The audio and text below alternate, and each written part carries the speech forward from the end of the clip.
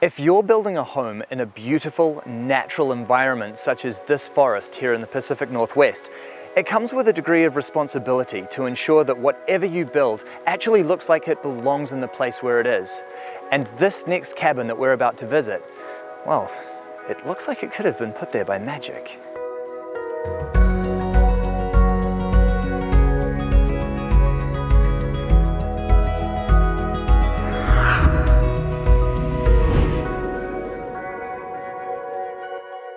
Hello, Alban. How are you?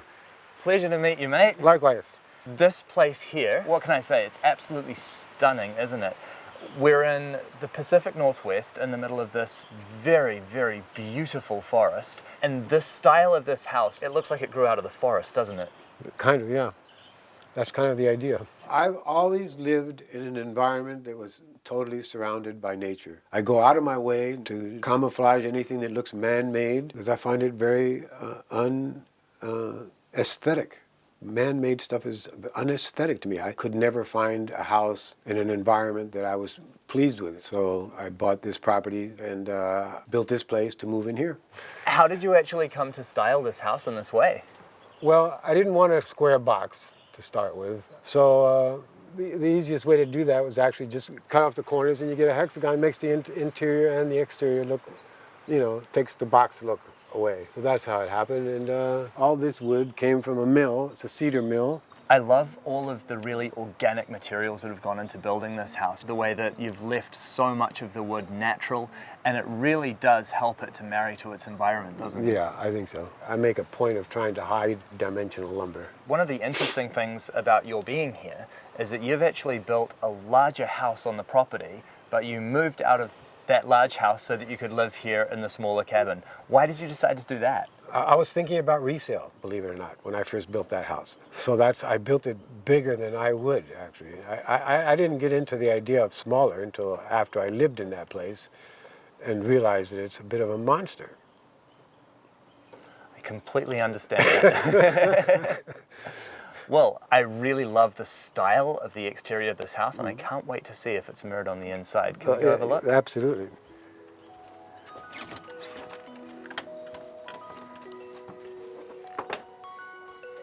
Oh, wow. This is like walking into something out of a fairy tale. Yeah, I've heard that before, actually. I'm glad people feel that way about it. I do too, actually. How long have you actually lived here now? Well, my daughter is 15 now. The year after she was born, we moved in here. So I've been here 14 years. What is it that you love most about this space? The naturalness of it, there's so much natural. I love this. Did you see this?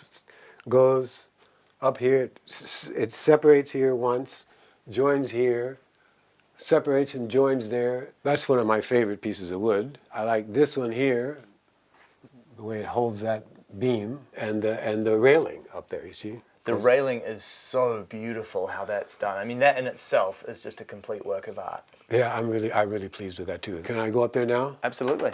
That's because of the baby. She was 1 year old and she's crawling around and we didn't want to confine her in a little crib type space. And this is the door.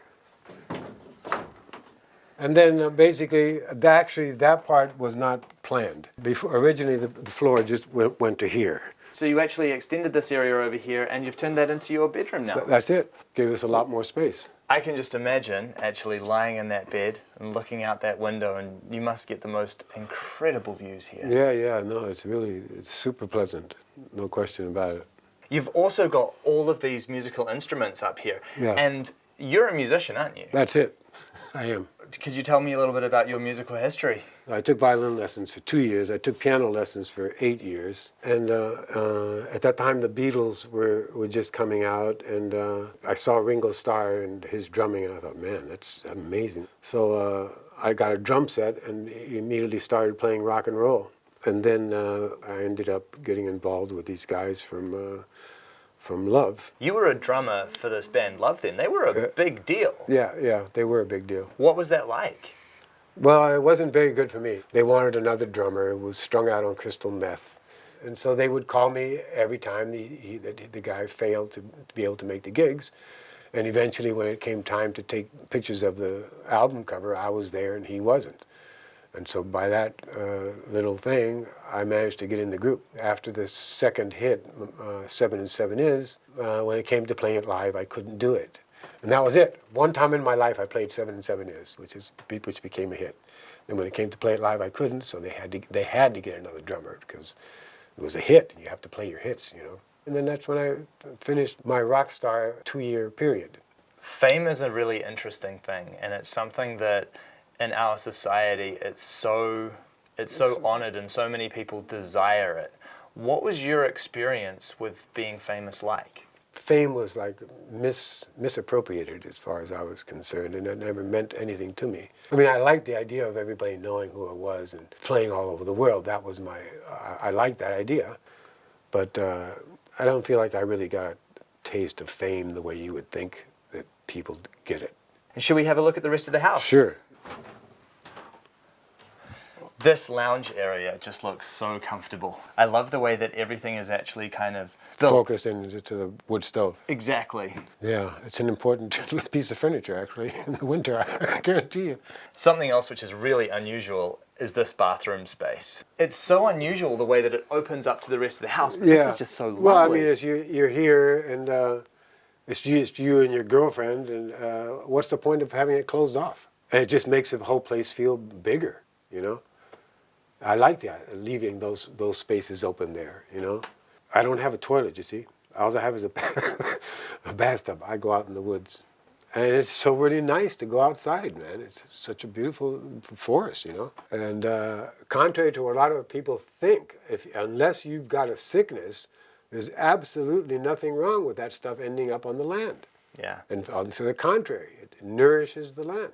Nature designed perfect systems, Yeah. and we love to pretend that we're not a part of nature anymore, but we right. really still are. Not me. Yeah.